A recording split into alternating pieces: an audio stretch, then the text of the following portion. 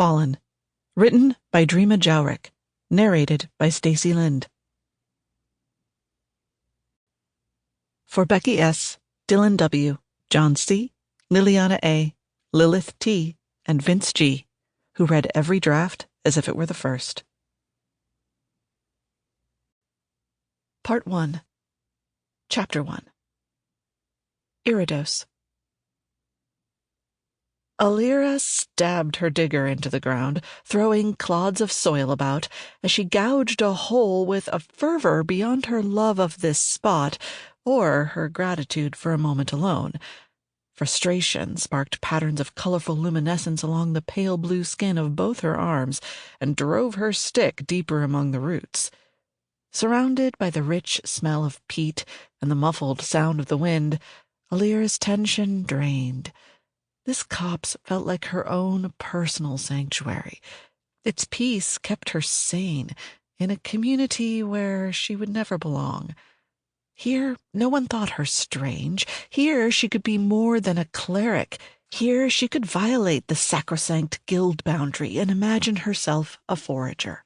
If she didn't stay too long, the council would never know. Her mother would never know. Another jab of her digger speared a rufesh tuber. She brushed away the dirt, squeezed the peel to pop it into her mouth, sat back on her heels, and chewed the starchy flesh. Outside the grove, wind rushed howling across the plain from Ne'ani, where their star's light never shone, toward Ha'ani, where it always did.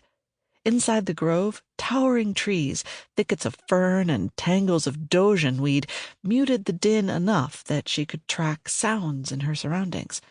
Only deep in the belly of the city, where tunnels burrowed far below the surface, did the unammi escape all vestiges of the wind's wail. Blue flickers from her dermal display lit the shadows around her and reflected like watershine on the boles and foliage nearby. A scurrying sound, accompanied by waggling ferns a short distance away, hinted at some minor drama playing out among the ground-level wildlife. It didn't concern her. No carnivores to worry about other than the rare serpentine outlish, grown large enough to swallow a squat unammi youngling, but that hadn't happened in many generations.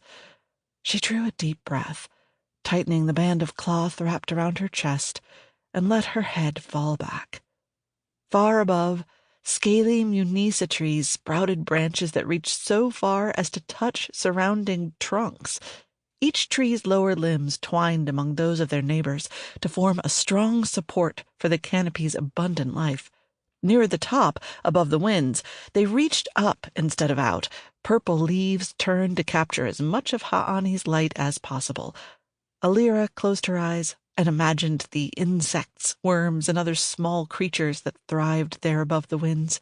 Elevated so, they had few predators besides the delicate white neveum, large birds rarely glimpsed by surface dwellers, and outlish that slithered with ease from canopy to surface and back within the thickets.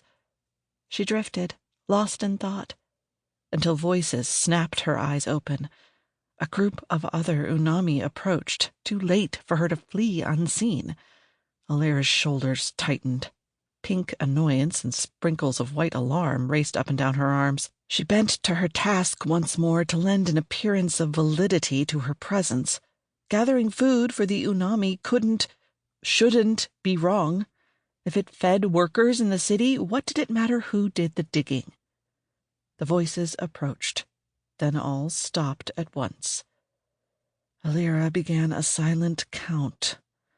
1, 2, 3, 4. What are you doing here? Faster than she'd expected. Digging for rufesh.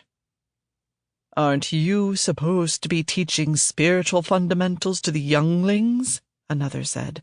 Grinding some munisa resin for incense or leading a ritual? I'm on my own time, Alira muttered. I'm allowed to do as I like. Hobbies are fine, the first said, but you take it too far. How many guilds' crafts are you studying now? 8? 10? More? If you were normal, you'd stick to the one you chose at your right. Alira kept Sample complete. Ready to continue?